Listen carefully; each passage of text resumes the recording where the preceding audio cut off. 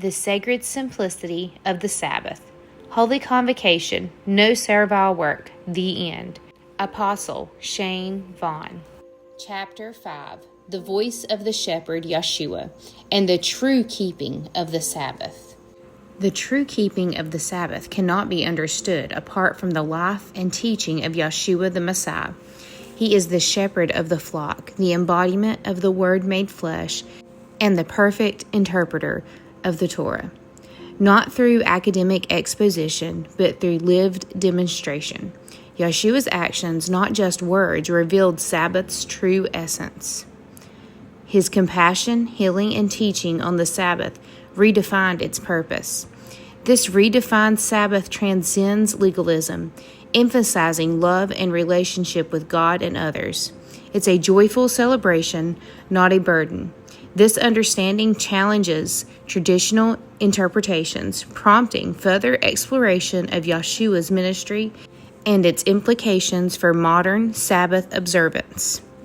While religious leaders of his day had wrapped the Sabbath in the trappings of tradition, Yahshua came to strip it back to its divine intent. He did not come to abolish the Sabbath, but to restore its joy, its power, and its purpose. Think not that I come to destroy the law or the prophets. I am not come to destroy, but to fulfill. Matthew 5:17. To fulfill is not to nullify. It is to embody, to complete, to bring to its true meaning. Yahshua, in every step of his ministry, walked out the Sabbath as it was intended from the beginning, a day for healing, gathering, teaching, and delighting in the goodness of Yahweh. In him, the Sabbath was no longer a test.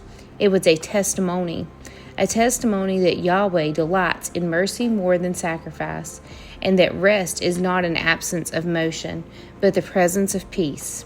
True fulfillment isn't about eradication.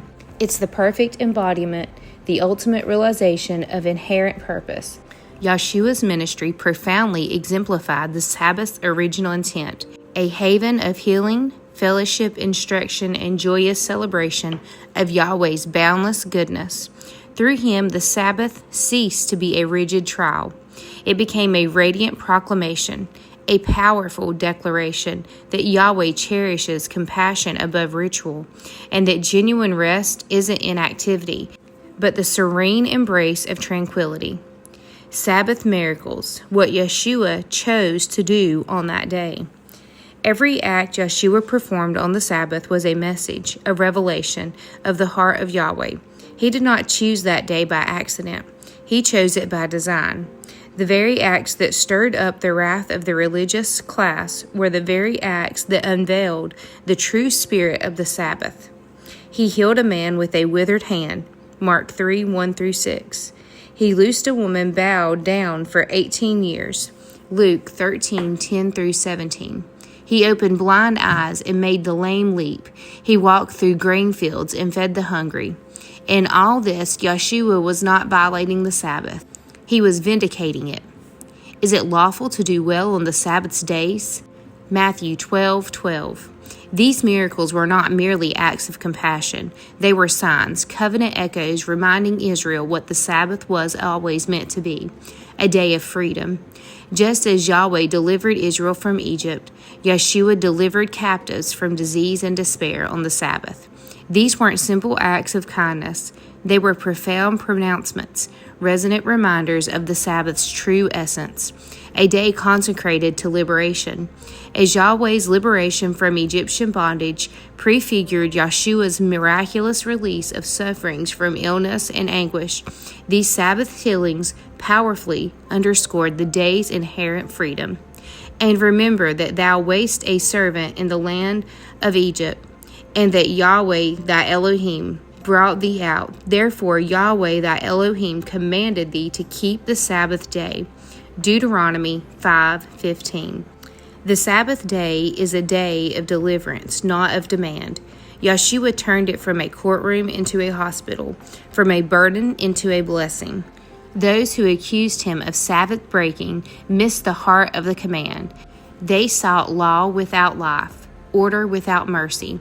But Yahshua revealed the voice behind the word, and that voice healed, restored, and made whole on the Sabbath. The true keeping of the Sabbath, then, is not found in inactivity, but in alignment with the heart of the Father and the compassion of the Son, according to the law, yet not against the Torah. This truth must now be boldly declared. According to the religious interpretation of the law in Yahshua's day, he was indeed breaking the Sabbath, but according to the Torah of Yahweh, he was fulfilling it. This is not contradiction, it is clarification.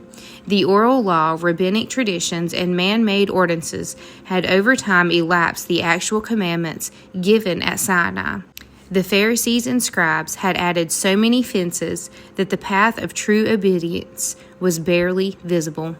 Yahshua did not break the Torah. He broke the interpretations that added to it.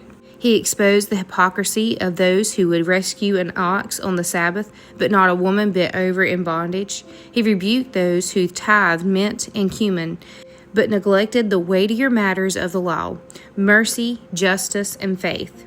Have ye not read in the law how that on the Sabbath days the priests in the temple profane the Sabbath and are blameless? Matthew 12:5. Here Yahshua reminded them, the Torah makes room for mercy.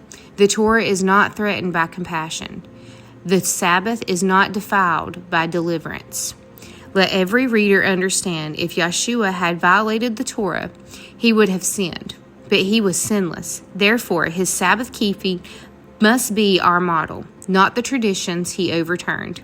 As I reflect on the life and teachings of Yahshua, I am struck by the profound realization that he came not to abolish but to fulfill. This is a crucial distinction that transforms our understanding of the Sabbath. The religious leaders of his day had reduced the Sabbath to a set of rigid rules and traditions, missing the heart of Yahweh's command. But Yahshua, the perfect embodiment of the Word, revealed its true essence through his actions and teachings. He exposed their hypocrisy and reminded them of the true purpose of the Torah.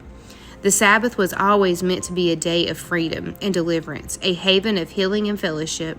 The oral law and rabbinic traditions had clouded this truth, but Yahshua boldly broke through these interpretations. He showed that the Sabbath was about alignment with Yahweh's heart of compassion and mercy. The Sabbath miracles of Yahshua were powerful signs of this truth. By the healing the sick and setting captives free on the Sabbath, he proclaimed that it was a day of liberation. Just as Yahweh delivered Israel from Egypt, so Yahshua delivered those suffering from disease and despair. The Sabbath was never meant to be a burden or a courtroom. It was a day of rest and peace, a testimony of Yahweh's boundless goodness. This is the voice of the shepherd, the one who guards the flock from wolves of false doctrine and who leads them beside still waters.